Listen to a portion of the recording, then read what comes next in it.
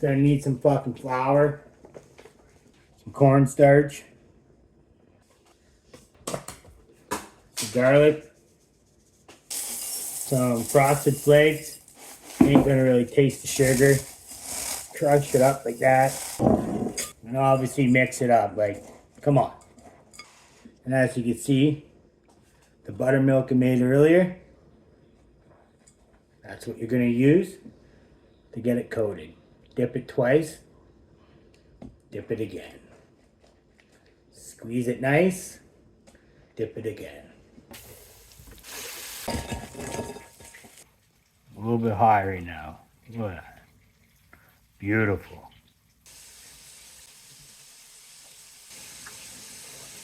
Like, fall off the bone, man. So damn good.